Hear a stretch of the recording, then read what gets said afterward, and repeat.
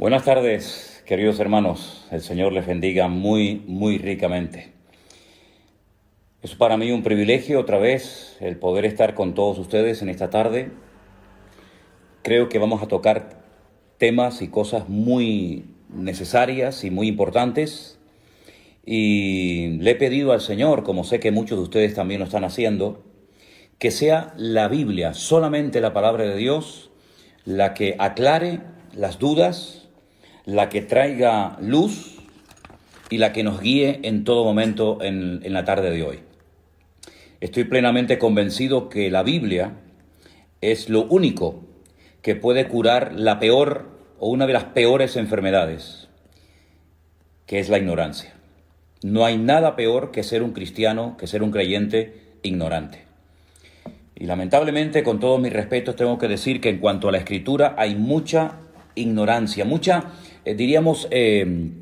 comprensión, pero muy defectuosa, ideas muy extrañas, muy raras, interpretaciones demasiado particulares y personalistas.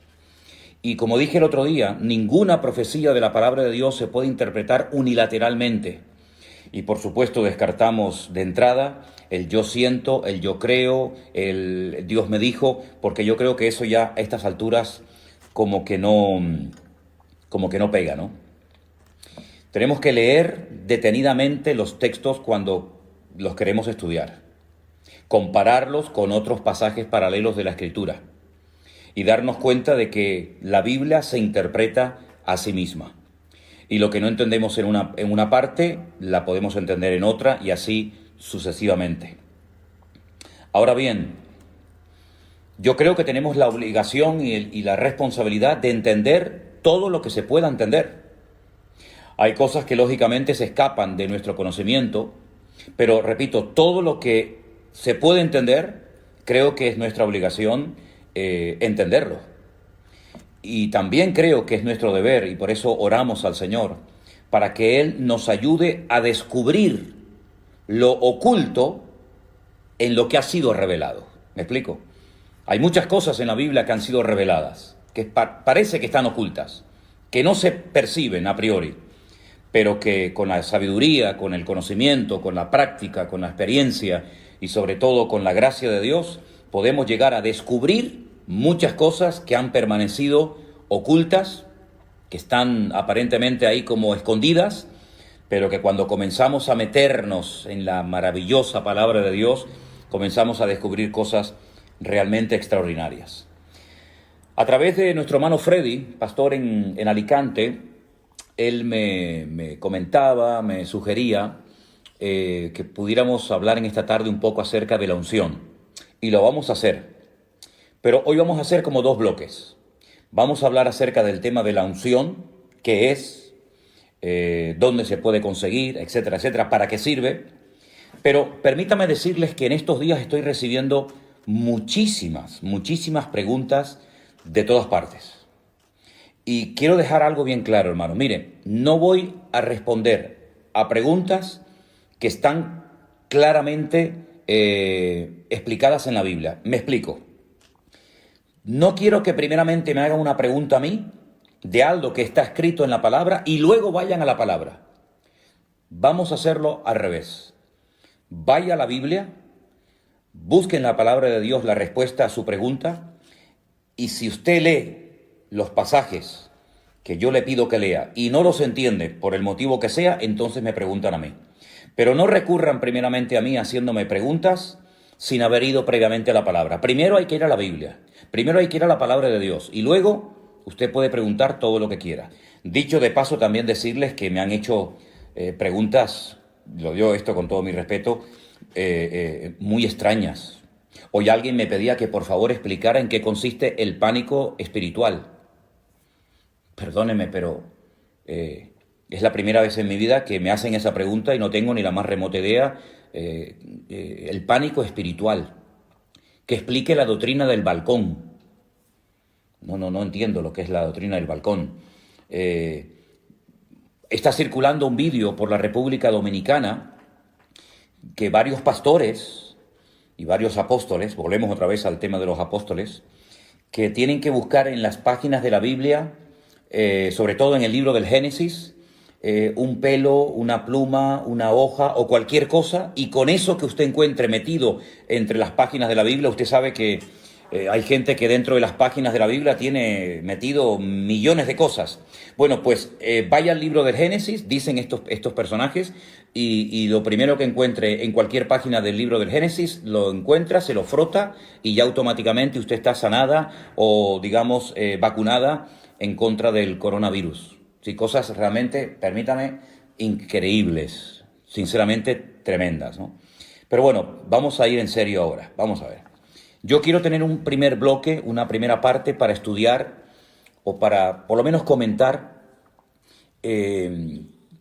lo que nos explica el profeta Ezequiel en dos capítulos de su libro. Concretamente el capítulo 38 y el capítulo 39 del libro de Ezequiel. Mucha gente me ha preguntado por estos personajes, por estas naciones que aquí se mencionan. Por ejemplo, en el capítulo 38 del libro de Ezequiel, en el versículo 5 y 6, se menciona a Persia, a Cus, a Fut, a Gomer, a Togarma, y algunos me preguntan, esas naciones que se mencionan aquí, esos países o esas ciudades, hoy en día, ¿a qué países corresponden? Bueno, vamos a empezar respondiendo a esta pregunta. Antiguamente, al actual país de Irán se le conocía como Persia. Usted sabe que los persas, junto con los medos, formaron un imperio que fueron el que derrotaron al imperio de los babilónicos, el rey Nabucodonosor. Los persas en la actualidad son los iraníes y los kurdos, que no tienen tierra, serían los medos, ¿vale? Así que ya tenemos explicada quién es Persia. Cus es Etiopía. Recuerden ustedes los cusitas. ¿Se acuerdan ustedes que había un problema porque Moisés estaba casado con una mujer cusita, con una mujer de color? Era de Etiopía. También se menciona a Fut. Fut en la Biblia es el país de Libia, ese país que está desarmado desde que murió Gaddafi. Es un país que está en constante guerra civil, pelean todos contra todos, pues Fut es Libia. Gomer, en el versículo 6, Gomer y todas sus tropas son exrepúblicas soviéticas. Y Togarma es la parte sur de Rusia. Ahora, cada vez, y si no al tiempo y lo veréis, cada vez se va a ir hablando más de Rusia, de China, de algunos países árabes y también, como no, de Europa. En las profecías de la Biblia, las que aparecen en el libro de Ezequiel, en el libro de Daniel y otros libros, yo por lo menos no veo por ninguna parte a Estados Unidos. Algunos dirán, pero bueno, Estados Unidos es una gran potencia económica, una gran potencia política, sí, es cierto, no lo discuto, pero no pinta nada en el panorama, en el programa profético de Dios. ¿Qué le va a ocurrir a los Estados Unidos en los últimos tiempos? Pues mire, yo no sé si esta pandemia que estamos viviendo hoy en día tendrá algo que ver. Lo que se dice es que en Estados Unidos pueden llegar a haber millones de muertos. Y esto va a afectar mucho, sin lugar a dudas, la economía y la estabilidad norteamericana. Y con todo mi respeto, sé que hay muchos hermanos que me escuchan y me ven desde los Estados Unidos, y quiero decir esto con todo respeto. Para muchas personas, Estados Unidos siempre ha sido como una especie de paraíso terrenal, ¿verdad? Los países más cercanos a Estados Unidos, países centroamericanos, países latinoamericanos, siempre o muchas veces el sueño de muchos era poder ir a los Estados Unidos y conseguir un buen trabajo y poder empezar una nueva vida. Y no hay nada malo en eso, ¿ok? De hecho, los fundadores, los padres de Norteamérica vinieron de Europa porque buscaban una vida nueva, ¿verdad? Pero lo que no podemos caer es en el error de creer que Estados Unidos es como una especie de gran papá, una especie de Dios, y de esa manera ya todas nuestras necesidades materiales y espirituales están cubiertas. El famoso sueño americano, ¿verdad? Bueno, gloria a Dios por los Estados Unidos, gloria a Dios por todos los miles de misioneros que han mandado por toda la faz de la tierra. Gloria a Dios por los millones de dólares que han salido de las arcas de las iglesias y de los bolsillos de muchísimos hermanos y ministerios norteamericanos. Pero Estados Unidos, espiritualmente hablando, está en una crisis tremenda. Y los hermanos que viven en Estados Unidos lo pueden confirmar. Estados Unidos hace mucho, mucho tiempo que tiene que volver en genuino arrepentimiento al Señor. Y pienso que a lo mejor este presidente que tienen en la actualidad, Donald Trump, puede ser tal vez la última oportunidad que tengan los norteamericanos antes de entrar en un trato muy severo de parte del Señor, para que vuelvan otra vez a la senda antigua, para que vuelvan otra vez al origen, para que vuelvan otra vez a la fuente de la vida, que es nuestro Señor Jesucristo. Entonces, el Estados Unidos no aparece en el programa profético de Dios, pero Rusia sí, y China también, y los países árabes también, y Europa también. Y por eso cada vez vamos a oír más de Rusia. Cada vez los chinos, por un motivo o por otro, cada vez se va a hablar más de ellos. Y de Europa, la pobre Europa, la pobre víctima que no sabe dónde meterse, no sabe hacia qué lado inclinarse. Esa Europa que tiene nombre de mitología griega, que todavía no sabe cuál es su identidad, si tiene que abrirse a todas las religiones, si tiene que volver al cristianismo, si tiene que ponerse del lado de unos países o ponerse al lado de otros países. Bueno, pues en esos cuatro grupos, ahí se mueve prácticamente todo lo que va a ser el futuro. Y lógicamente, no podía ser de otra manera, Israel, ¿verdad? Entonces, repito, Rusia, China, Europa y algunos países árabes, cada vez se va a hablar más de ellos. No me malinterpreten con lo que voy a decir a continuación. Aunque es una realidad este tema famoso del coronavirus, y aunque es un hecho de que hay miles de personas que están muriendo en todas partes del mundo por este tema, que esto no sea algo que nuble nuestra visión espiritual, por favor. Que esto no nos despiste, porque hay profecías que para que se cumplan tienen que darse situaciones muy, muy parecidas a las que estamos viviendo en este tiempo. Digamos que este sería el caldo de cultivo o el inicio, el comienzo de un proceso que ya no va a dar marcha atrás. Es una especie como de cuenta regresiva. Y esta pandemia va a traer muertes, esta pandemia va a traer crisis económica, esta pandemia, este virus va a traer paro, va a traer un desequilibrio en las naciones, y este va a ser el caldo de cultivo para que muchas naciones, para que muchas superpotencias, Rusia, China, etcétera, pues intenten posicionarse y repartirse luego el pastel, porque esto va a terminar, evidentemente. Esto del coronavirus no va a ser para siempre, no va a ser algo eterno, pero este es el preludio, este es el prefacio, esta es la introducción a algo que viene de una forma terrible, y Rusia va a comenzar a posicionarse en la geopolítica mundial, y los chinos también, etcétera, etcétera. Es interesante notar que mientras ahora toda Europa o muchas partes del mundo están asustadas y están buscando mascarillas y respiradores por todas partes del mundo, ahora es China la que ofrece ayuda, la que manda médicos a Italia, la que manda aviones por aquí, la que manda aviones por allá, y también Rusia también está ahora como una especie de Papá Noel, una especie de niño bueno repartiendo ayuda por todas partes del mundo. Ojo, porque todo esto es el principio de dolores. Y hay un nombre en la Biblia, en el libro de Ezequiel, capítulo 38 y 39, que es el nombre God. God. God es un nombre simbólico. No es el nombre de una persona, pero en cierto sentido podríamos decir que ese inicuo, ese hijo de pecado, ese cuerno pequeño del cual nos habla Daniel, o ese anticristo del cual nos habla el apóstol Juan, es este personaje llamado God. Ahora, si os dais cuenta, hay un rey en la historia de Israel cuyo nombre empieza por la misma letra que por la que termina. ¿Saben cuál es, verdad? ¿Cuál es el rey de Israel que empieza por la misma letra su nombre y termina, que empieza por una letra y termina por la misma letra? El rey David. David en hebreo son 3 letras, Dalet, Vat, Dalet. Y ahí hay un mensaje, ahí hay algo muy importante.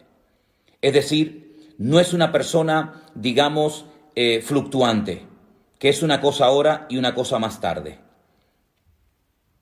Fíjense qué nombre le da la Biblia a este perverso, a este inicuo, a este hombre de pecado, a este hijo de perdición, como lo denomina Pablo en una de sus cartas a la iglesia de Tesalónica.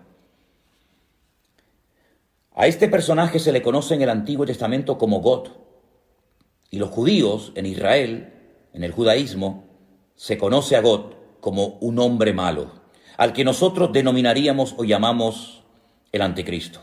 Y fíjense que su nombre empieza por la letra Gimel, la G en español, y termina por la misma letra, God, G-O-G. Es como una especie de imitación de todo lo que Dios, de todo lo que el Señor ha estado haciendo a lo largo de la historia. Es la última oportunidad que Satanás tendrá para poder alcanzar sus objetivos.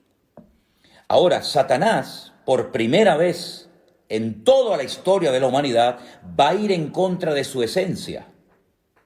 Porque el Señor Jesucristo dijo que Satanás es un ladrón que viene a hurtar, a matar y a destruir.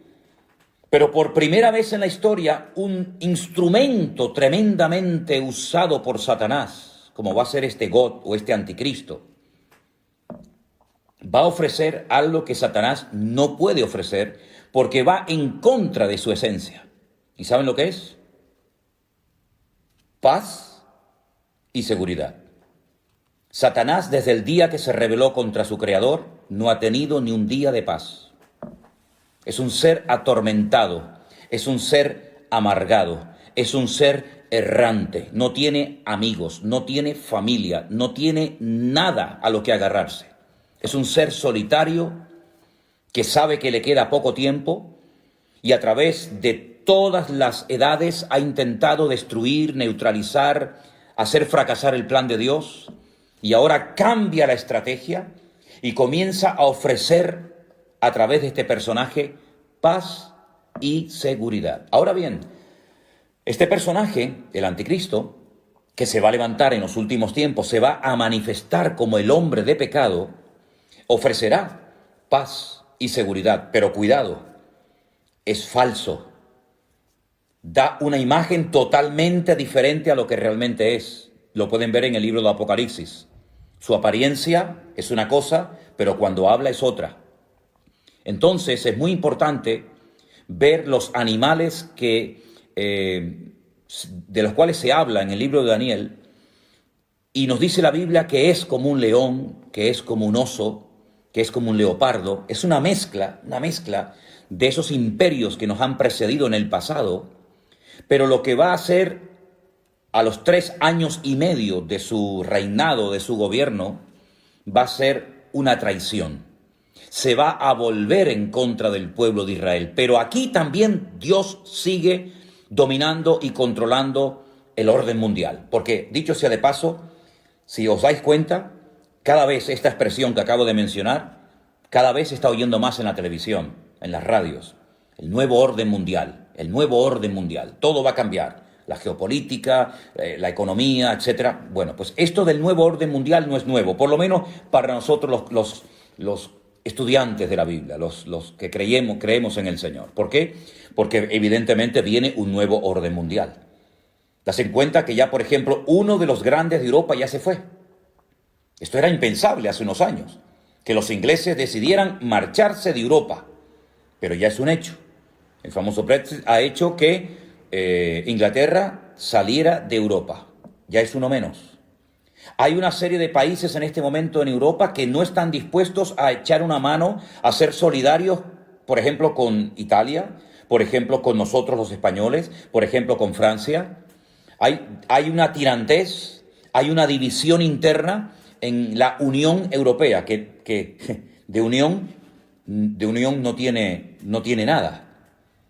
Y por otra parte, están ahí como esperando la oportunidad los árabes. Los árabes que van a jugar un papel fundamental en los últimos tiempos, porque los árabes tienen algo que el mundo necesita, pero se está tratando de desarrollar nuevas tecnologías, se está tratando de evitar que se dependa 100% del petróleo de los países árabes. Y ahora, por ejemplo, Estados Unidos está pensando en venderle de su petróleo al mundo. Y por otra parte tenemos a Rusia desde hace años con tecnología curiosamente alemana y norteamericana, parece mentira, tratando de hacer un oleoducto para suministrar gas a toda Europa y para que no dependamos del gas, por ejemplo, de Marruecos o de otros países. Es decir, que todo esto del coronavirus es un hecho, es una realidad, no cabe la menor duda.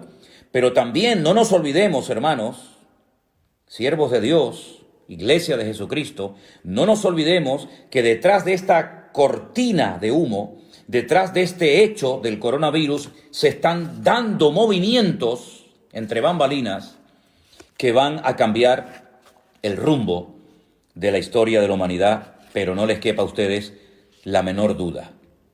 En los capítulos 38 y 39 del libro de Ezequiel se mencionan a Mesec y a Tubal. Sería muy bueno que ustedes anotaran esta cita, Génesis capítulo 10. En Génesis capítulo 10 se nos habla acerca de los hijos de Jafet. Yo no tengo tiempo para explicar todo esto ahora, pero cuando Noé salió del arca, sus 3 hijos, Sem, Can y Jafet, se extendieron por todas las naciones de la tierra y todas las naciones tienen su origen en Sem, en Can o en Jafet. Y hijos de Jafet fueron Mesed y Tubal, es decir, que Mesed y Tubal fueron nietos nada más y nada menos que de Noé. Y estos hijos de Jafet, estos nietos de Noé, sería muy interesante que ustedes vieran dónde se ubicaron, dónde comenzaron a reproducirse, qué países del mundo comenzaron a poblar, de tal manera que de esas regiones en los últimos tiempos se levantarán ejércitos tremendamente poderosos y armados hasta los dientes y que van a ser llevados, escuche bien esto, van a ser llevados por Dios hasta Israel para que allí conozcan el poder de Dios. Es decir, Dios nunca ha perdido el control de las naciones ni del mundo. Dios es soberano. Y Dios sabe cuándo y cómo y dónde mover a los líderes, a las naciones, a los ejércitos, etcétera, etcétera. Y es Dios el que lleva a Gog hasta la tierra de Israel y dice que allí es donde muere.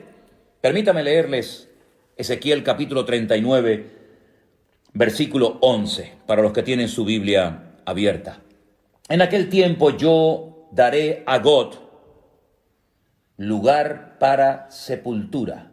Allí, en Israel, allí es donde será enterrado Gog, en el valle de los que pasan al oriente, al mar, y dice que en aquel lugar enterrarán a Gog y a toda la multitud que viene con él, y aquel lugar será llamado el valle de la multitud de Gog. Es muy interesante que aún esta batalla, esta famosa batalla de Armagedón, aún no se ha llevado a cabo, y ya el Señor nos dice de antemano a través del profeta Ezequiel dónde va a ser enterrado Gog.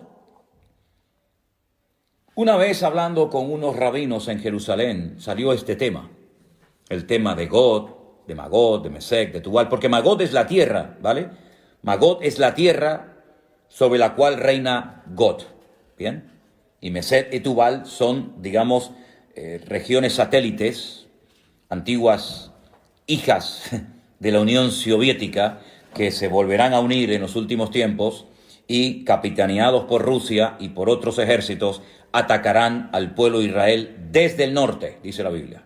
El peor enemigo de Israel está en el norte. Cojan un mapa cuando puedan y tracen una línea recta desde Jerusalén hacia arriba y van a llegar derecho a Moscú. en línea recta, sin desviarse ni a derecha ni a izquierda, de Jerusalén hacia arriba, cruzan todo lo que son los altos del Golán, atraviesan Siria, pasan por Turquía y a continuación arriba, directamente, justo al norte.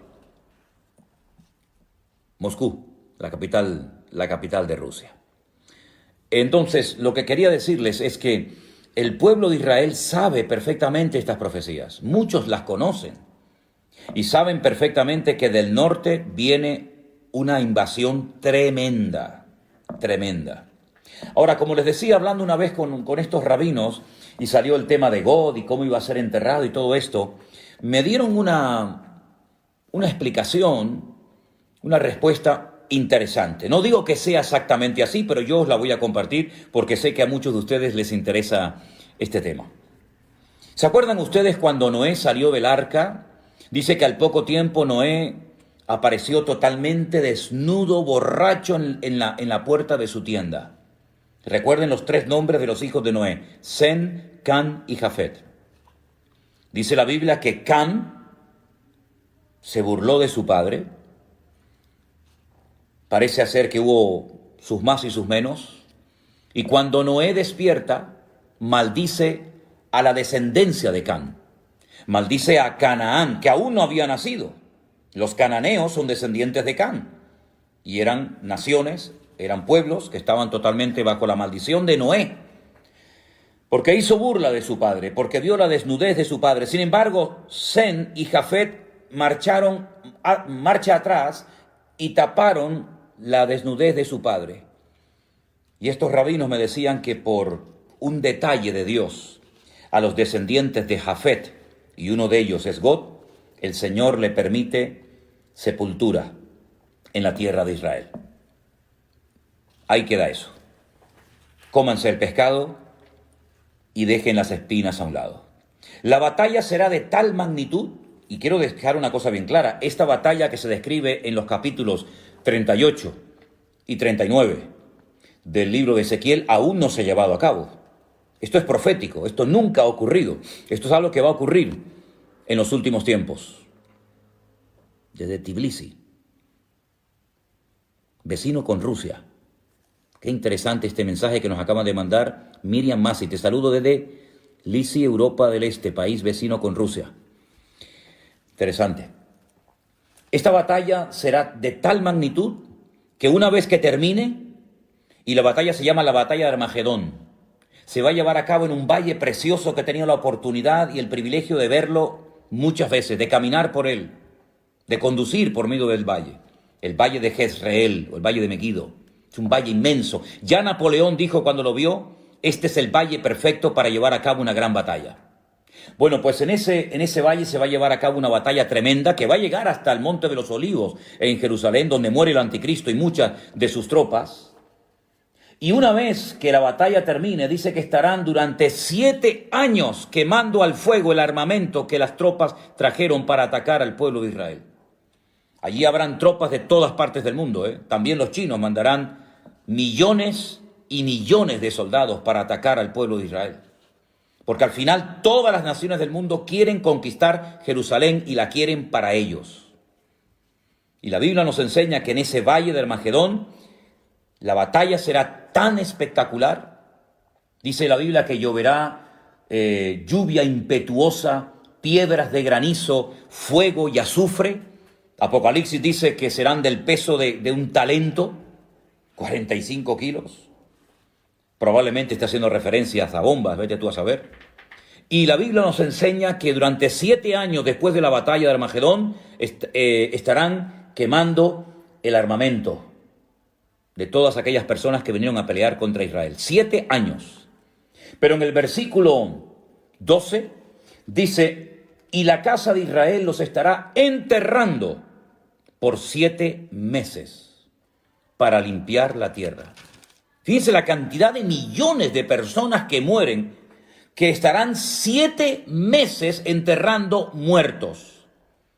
¿Se acuerdan ustedes esas imágenes terribles que están en blanco y negro, que nos recuerdan la liberación de los campos de concentración de Europa por las fuerzas aliadas? Cómo se veían unos bulldozers, cómo se veían unos tractores enormes arrastrando multitudes y multitudes de cadáveres para echarlos en fosas comunes. Miles y miles de judíos que fueron enterrados como si fueran animales, sin ningún respeto, sin ningún honor, que fueron enterrados multitudes. Pues durante 7 meses, y la Biblia no miente, la Biblia dice la verdad, durante 7 meses estarán enterrando los cadáveres de los soldados que fueron a pelear contra el pueblo de Israel. Porque en esa batalla todas las naciones de la tierra sabrán que el Dios Todopoderoso es el Dios de Abraham, el Dios de Isaac y el Dios de Jacob. Los enterrarán todo el pueblo de la tierra y será para ellos célebre ese día. Tomarán hombres a jornal, versículo 14, para que vayan por todo el país para enterrar a los que queden sobre la faz de la tierra, para limpiarla, y al fin de 7 meses se hará el reconocimiento. Pasarán los que irán por el país, y el que vea huesos de algún hombre pondrá junto a ellos una señal para que los entierren, para que entierren los sepultureros en el valle de Amón-Gad. Esta sería una tercera guerra mundial terrible, brutal. Y les digo algo más. Estamos viendo cómo todas las naciones de la tierra están siendo afectadas, están siendo atacadas por un enemigo invisible, por un pequeño virus que mata. Pues miren lo que dice el capítulo 14 del profeta Isaías.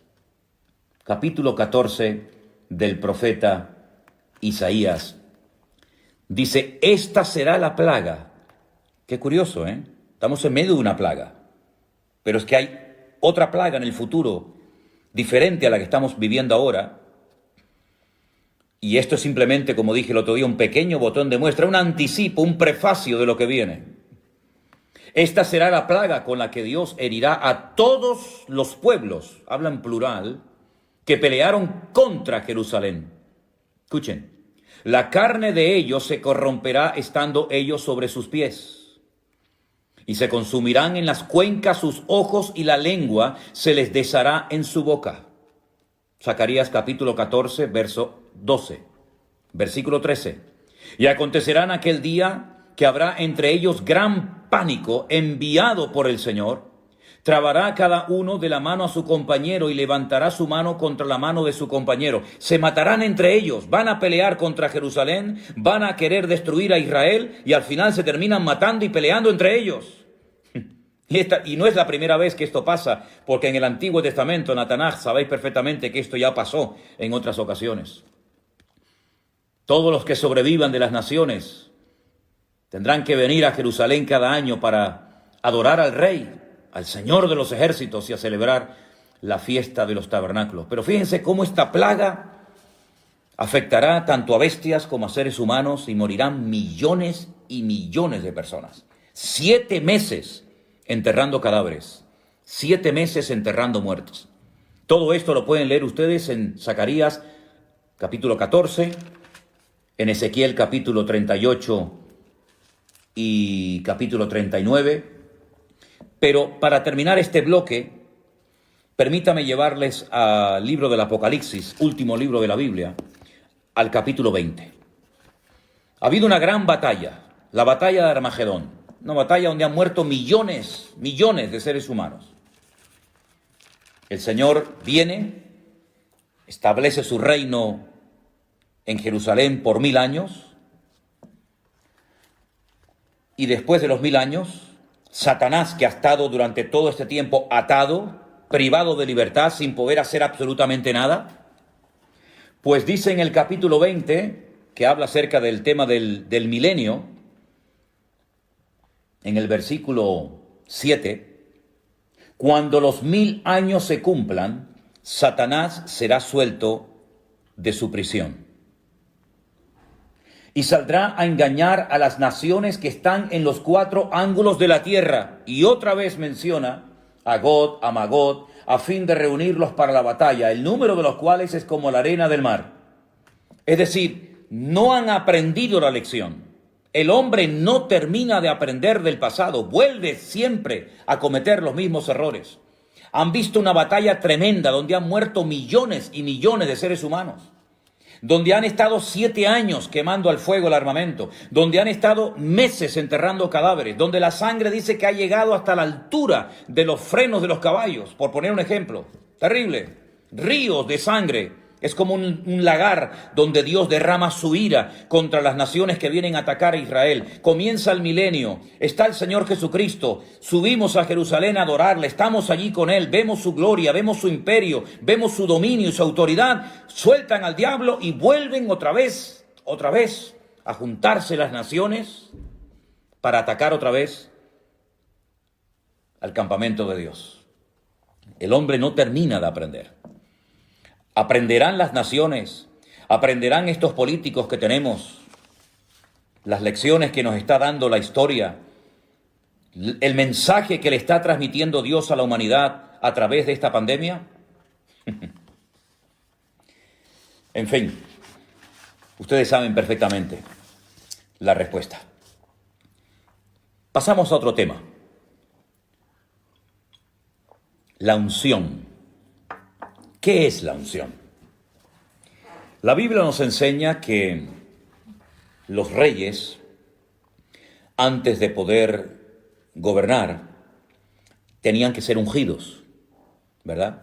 Vemos, por ejemplo, por poner un ejemplo, vemos a Samuel yendo a Belén de Judea, a la casa de un tal Isaí, para ungir con un aceite especial, el aceite de la unción, como se dice en Éxodo 25:6. Voy a dar una serie de versículos, los que están tomando nota, este es el primero, Éxodo 25:6. El aceite de la unción se preparaba con unas especies muy especiales. El aceite de la unción no se podía utilizar para otras cosas más que para ungir, ¿vale? Y allí en el libro de Éxodo, capítulo 25:6, se habla del aceite de la unción, y también en el libro de Levítico se nos dice un poco de su elaboración, de cómo se preparaba. Vemos en el libro de los Salmos, yo voy a dar el versículo y no puedo leer todos los textos porque si no esto sería interminable. En el Salmo 89:20 dice que el Señor ungió a David para ser rey de Israel. También a otros, ¿no? Pero concretamente el Salmo 89 es el salmo donde encontramos el pacto que hace Dios con David, y en ese pacto incluía una unción especial para ser rey de las 12 tribus de Israel, ¿vale? La palabra Mashiach, ungido, no es un nombre propio, como puede ser Antonio, Tomás, Santiago, Ricardo, Alberto, Manuel, sino que es un título, más que un título, es algo que se hacía sobre las personas, sobre algunos objetos, para consagrarlos para un servicio especial. Se ungían a los reyes, se ungían a los profetas, se ungían a personas para una función específica. El rey de Israel era el ungido del Señor. Ahora, esa unción, ese respaldo divino que se representaba derramando un aceite que se preparaba especialmente sobre la cabeza, sobre las vestiduras. Por ejemplo, en el Salmo 133 nos habla de la unción que se derramó sobre Aarón como sumo sacerdote en el tiempo de Moisés en el desierto, en el tabernáculo, ¿verdad? Esa unción, ese acto de Dios de respaldar a un hombre, de respaldar a una persona para ser rey, para ser sacerdote, para ser profeta o para una función en específica, esa unción, ese respaldo de Dios también se menciona en el Nuevo Testamento. Pero ya no se ve a nadie echándole aceite sobre la cabeza a nadie para que reciba la unción. Es cierto que en el Nuevo Testamento hay algunos textos donde se habla del aceite. Por ejemplo, hoy encontraba un versículo muy interesante, y ese sí quiero leerlo, en Marcos capítulo 6, versículo 13, en el Evangelio según San Marcos, capítulo 6, versículo 13, yo no sé si se han dado cuenta de que ahí se menciona el aceite y la utilizaban los discípulos. Dice que echaban fuera demonios los discípulos, y ungían, derramaban aceite a muchos enfermos y los sanaban. Hay un momento en el que los discípulos les ponían aceite a los enfermos y eran sanados. Y Santiago en su epístola nos dice que está alguno enfermo, llame a los ancianos de la iglesia para que vayan, lo unjan con aceite, y verdad. Entonces vemos que es algo también del Nuevo Testamento, pero no se utiliza en el Nuevo Testamento el aceite para ungir a un pastor, o para ungir a un diácono, o para ungir a una persona para que haga una función específica en el cuerpo de Cristo, es decir, en la iglesia. No, eso no se ve en el Nuevo Testamento. Ahora, sin embargo, el Señor Jesucristo dice en el Evangelio según San Lucas que Él fue ungido para dar buenas nuevas a los pobres. ¿Quién ungió? ¿Quién ungió al Hijo de Dios, al Señor Jesucristo, para el ministerio espectacular que tuvo durante su existencia? Hay dos versículos muy interesantes que me gustaría que leyéramos. Uno se encuentra en Hechos capítulo 4, versículo 27. Hechos capítulo 4, versículo 27, nos dice lo siguiente acerca de la unción. Dice, porque verdaderamente se unieron en esta ciudad contra tu santo Hijo Jesús, a quien ungiste, Herodes y Poncio Pilato, con los gentiles y con el pueblo de Israel. Es decir, Pedro hablando, dando una explicación coherente a los que allí estaban pidiéndole explicaciones acerca de cosas que estaban sucediendo en aquellos tiempos en la iglesia primitiva, dice que Dios ungió a nuestro Señor Jesucristo. También en el mismo libro, pero en el capítulo 10, Hechos capítulo 10, versículo 38, dice, y cómo Dios ungió con el Espíritu Santo y con poder a Jesús de Nazaret, y cómo éste anduvo haciendo bienes y sanando a todos los oprimidos por el diablo, porque Dios estaba con él.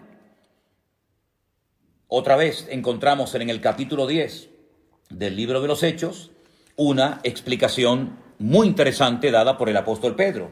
Y él dice que Dios ungió con el Espíritu Santo al Señor Jesucristo para poder desarrollar y para poder cumplir con la misión que el Padre le había encomendado. La Biblia, cuando habla del Señor Jesucristo, habla de su ungido. Salmo capítulo 2, versículo 2. La Biblia dice en Lucas 4:10, el mismo Señor Jesucristo leyendo en la sinagoga, dice que Dios lo ungió para dar libertad a los cautivos, para dar vista a los ciegos. Hemos visto en Hechos 4:27, en Hechos 10:38, cómo el Señor Jesucristo fue ungido. Bueno, recuerden ustedes, mis queridos hermanos, que el día que Juan Bautista bautizaba al Señor Jesucristo en el río Jordán, dice la Biblia que el Espíritu de Dios descendió sobre él en forma corporal como de paloma. Y se oyó una voz del cielo. Y el Padre dijo, este es mi Hijo amado, en el cual tengo complacencia. Por lo tanto, el mismísimo Señor Jesucristo fue ungido con el Espíritu Santo para poder desarrollar una función, un ministerio realmente extraordinario. Ahora bien, hoy en día, sobre todo en ciertos y determinados círculos evangélicos, vuelvo otra vez a decir lo mismo, es que conozco muy bien ese terreno, conozco muy bien ese ambiente, porque me crié y estuve muchos años en él, y sé que el tema de la unción es un tema que se ha sacado totalmente de contexto. Y entonces incluso he estado en culto donde se le echaba litros, botellas de aceite sobre la cabeza a la gente para que recibieran la unción de Dios. Eso no se ha visto en ninguna parte de la iglesia primitiva. Eso no se ve en ninguna parte del Nuevo Testamento. Pero sin embargo, en algunas iglesias evangélicas se ha visto y se utiliza muchísimo, no el uso del aceite para orar por enfermos, lo cual es bíblico. No digo que siempre haya que hacerlo, pero si se hace, no es ningún pecado. No estamos quebrantando ninguna norma bíblica. No es nada de superstición, ni es nada extraño. Se puede ungir con aceite a un enfermo. No hay ningún problema en hacerlo, es bíblico. Hay un texto de la Biblia que lo respalda. Luego, hay que decir amén, aunque tal vez no te guste, no lo hayas hecho nunca, pero hay algo que la Biblia dice acerca de la unción sobre los enfermos. Pero en ningún momento encontramos en la Biblia a pastores, a apóstoles, a discípulos echando botellas y botellas, litros y litros de jarra y de aceite sobre la gente para que reciban la unción. Eso no es bíblico, eso no es correcto, eso no es de Dios. Eso es un disparate, eso es un invento de los hombres.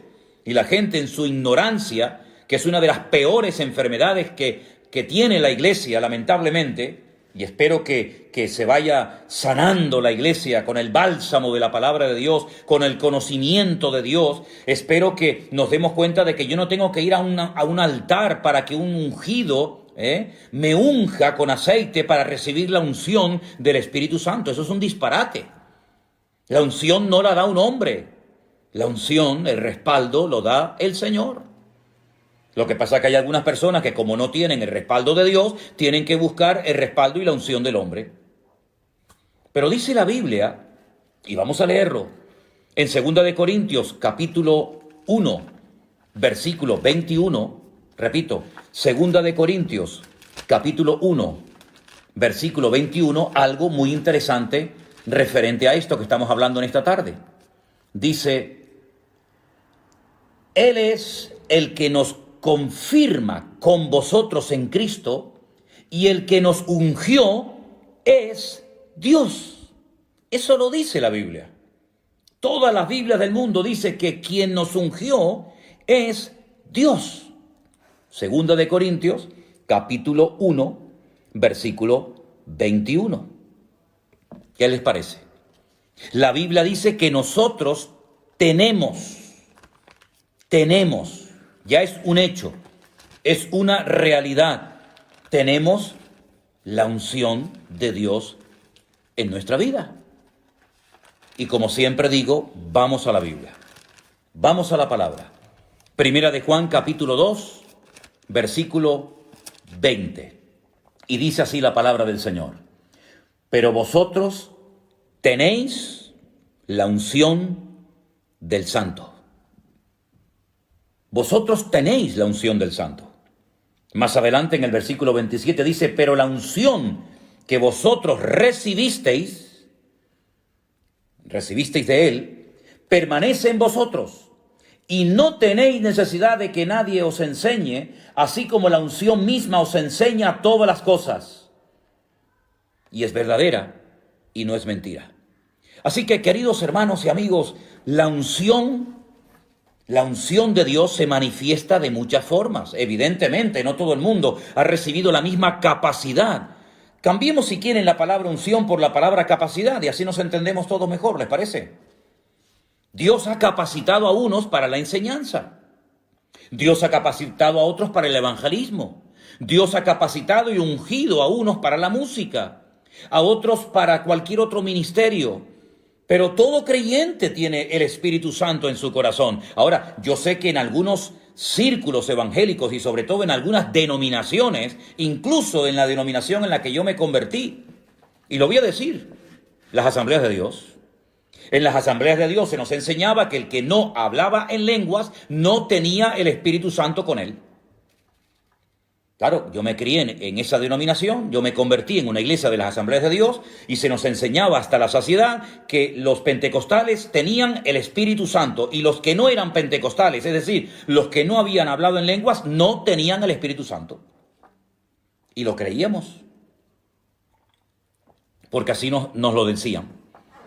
Y nosotros teníamos el evangelio completo, el evangelio completo. Los demás tenían un evangelio por incompleto. Nosotros teníamos la bombilla de 100 vatios, los demás de 25.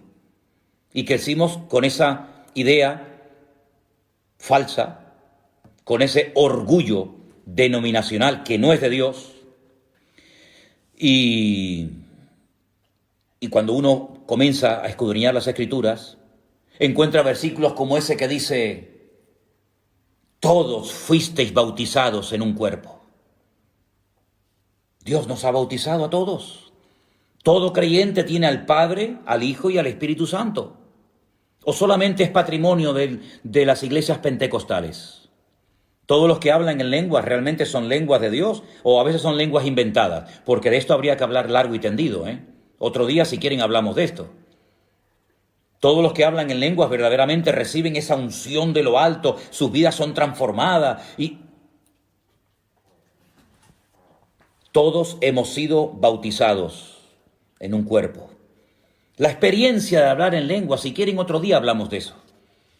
Pero no es bíblico decir que solamente los que han hablado en lenguas tienen el Espíritu Santo. Eso es un disparate, eso es antibíblico, y algún día muchos que han enseñado durante años eso tendrán que pedir perdón.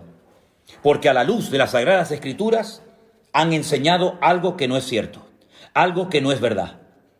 Todos nuestros hermanos, aunque nunca hayan hablado y aunque nunca hablen en lenguas en su vida, todos los cristianos tenemos el Espíritu Santo en nuestros corazones. Bueno, no puedo leer, como pueden comprender, todos los saludos y las preguntas y las cosas que me hacen, porque estoy con un móvil, tiene una pantalla muy pequeñita y es prácticamente imposible leer todo esto. Pero permítame darles un versículo que después quiero que lo lean, si pueden, en sus casas. Isaías 45:1. Isaías 45:1. Miren, un hombre que no era cristiano, que no fue bautizado en agua, que no era pentecostal, que nunca leyó el Nuevo Testamento, que no dio diezmos ni ofrendas, un hombre que yo sepa que no habló ni en lenguas, ni interpretó, ni nada que ver, el Señor lo llama mi ungido. Estoy hablando de Ciro. Un hombre que Dios capacitó, un hombre que Dios ungió para que fuera un instrumento tremendamente poderoso en las manos del Señor, para que trajera bendición al pueblo de Israel. Mi ungido, al que yo he capacitado, al que yo he dotado, al que yo he escogido, al que yo he apartado, para que sea mi ungido. También hay en la Biblia, en el libro de los Salmos, un versículo muy bonito, Salmo 105, versículo 15, Salmo 105, versículo 15, donde habla de mis ungidos. Y ahí entramos todos los creyentes. Ahí entra todo el pueblo de Dios. Somos los ungidos del Señor. Los Meshijí, somos los ungidos. También la Biblia nos habla de dos ungidos, que en Zacarías 4, versículo 14, son lo que en Apocalipsis se les llama los dos testigos, pero que Zacarías los llama los dos ungidos. Hay un libro de un pastor español donde él dice el nombre de estos dos ungidos. Ha tenido una revelación sobrenatural. Nadie sabe, ni siquiera los autores de la Biblia, ni Juan, ni Pablo, ni Santiago, ni Tomás, nadie sabe en la Biblia quiénes eran, cómo se llamaban estos dos ungidos, pero en ese libro que yo tengo en mi casa dice los dos ungidos son fulanito y menganito. Punto. Interesante, ¿no? Por supuesto. Bueno, y también quiero leerles un versículo muy bonito del Evangelio de Lucas, capítulo 2, el versículo 26, donde hay unas palabras muy bonitas para que veáis una vez más cómo el ungido por antonomasia, el ungido de Dios, en singular, fue sin lugar a dudas el Señor Jesucristo. Yo les he dado versículos del libro de los Hechos, le he dado algunos textos en esta tarde de Lucas, pero miren qué versículo tan bonito de Lucas 4:18, donde el hombre que está orando, teniendo en sus brazos al Señor Jesucristo, pues Lucas 2:26, perdón, discúlpenme, Lucas 2:26, dice unas palabras muy interesantes y dice así: esto fue el día que los padres del Señor Jesucristo lo llevaron para ser presentado en el templo, ¿vale? Y entonces dice en el versículo 26, le había sido revelado por el Espíritu Santo a este hombre, a Simeón, le había sido revelado por el Espíritu Santo que estaba sobre él, que no vería la muerte antes que viese al ungido del Señor. ¿Y quién es el ungido del Señor? El Señor Jesucristo, que en ese momento era un niño. Pero entonces él dice, Cuando los padres del niño lo trajeron al templo para hacer por él conforme al rito de la ley, él lo tomó en brazos y bendijo a Dios, dijo, ahora, Señor, despides a tu siervo en paz conforme a tu palabra, porque han visto mis ojos tu salvación. El Señor le había revelado a Simeón que él vería al ungido, al escogido de Dios, al Mesías, Mashiach. Por eso él se llama Yeshua HaMashiach. Mashiach no es un nombre, es la capacitación sobrenatural de Dios para poder ejercer la función a la cual Dios nos ha llamado. Pero todo creyente tiene la unción de Dios. Eso lo dice la Biblia. Todo creyente tiene la unción del Santo. Todo creyente tiene al Espíritu Santo morando en su corazón. Así que vamos a ponernos ya los pantalones largos, vamos a dejar de ser niños fluctuantes y niños ignorantes y vamos a dejar de ir a un lugar para que me unjan. Y vamos a dejar de pasar al frente en la plataforma para que el pastor me ponga las manos y me transmita su unción. Pero ¿en qué país vivimos? Vamos a ser serios, vamos a ser ya maduros. Una vez fui a una congregación, bueno, en varias ocasiones me ha pasado, pero recuerdo una aquí en Tenerife, un día, en una reunión se me acercaba un hombre y no hacía más que acercarse a mí y me le quedé mirando y le dije, ¿qué le pasa? ¿Usted qué quiere? Y me dice, es que yo quiero que me traspases tu unción. ¿Qué cosa es esa? Claro, es que se van al Antiguo Testamento y ven cómo Eliseo le pidió al profeta Elías la doble unción que vino sobre él. Sí, pero no fue porque tocó un botón. Lean todo el proceso, lean sobre todo los lugares a los que llevó el profeta Elías a Eliseo antes de recibir la unción. Y le dijo, lo que estás pidiendo es algo muy difícil de conseguir. Porque es una unción, es una capacitación sobrenatural para un tipo de ministerio profético que él sabía que había recibido. Y su sucesor, su siervo durante años, muy interesante, siervo de Elías, antes de ser siervo de Dios, tuvo que ir a Betel. ¿Qué aprendió? ¿Qué vio en Betel, hermanos? Tuvo que ir a Gilgal. ¿Por qué lo llevó a Gilgal? Tuvo que ir a Jericó, tuvo que ir a varios lugares y después de ver todos esos lugares fue cuando recibió el manto de la unción. Pero eso de que ahora va a venir el ungido, a ver si nos pone el manto, eso lo he visto yo en congresos.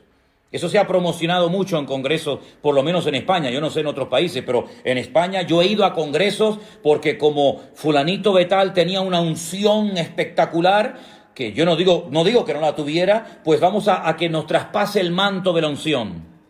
Eso suena muy bonito, pero eso, discúlpeme, no funciona así. Eso no funciona así. Más oración, más búsqueda de Dios, más conocimiento bíblico y vamos a dejarnos de jugar, que ya es tiempo de madurar. Ya es tiempo de ir hacia adelante y agradar a Dios, buscar más en Dios.